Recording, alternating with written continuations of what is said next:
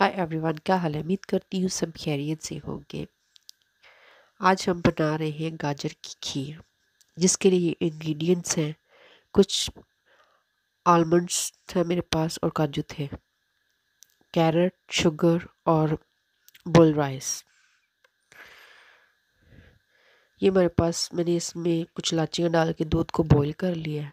ठीक है, तो अब इसके अंदर हम जो सारे हमारे इंग्रेडिएंट्स हैं वो डाल देंगे। ये देखिए, ये राइस है। ठीक है, अब जितना दूध, अब जितनी खीर बना आप उस हिसाब से राइस ले सकते। मैंने आधा पाव लिए थे। ठीक है, ये कैरेट है जिसको हमने कद्दूकश करके रखा था, ये इसके अंदर जाएंगी। ठीक है, 3 कैरेट थी मेरे पास छोटी, और ये बादाम और काजू जाएंगे इसके अंदर।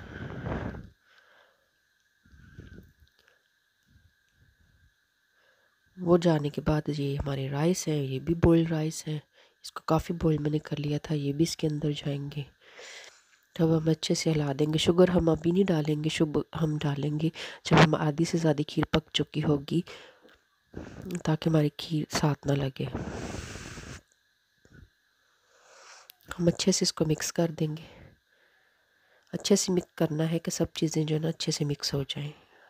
इलायची मैंने दूध में डाली थी पहले, ये लाजमी दाना है, इसके अलावा टेस्ट नहीं था। अब इसका ढक्कन दे देंगे हम। ठीक है, ढक्कन दे के हम इसको हल्की आंच के ऊपर आधा घंटा पकाने के बाद आप देख सकते हैं मैंने आधा घंटा बनाया उसको हल्की आंच के ऊपर। ठीक है,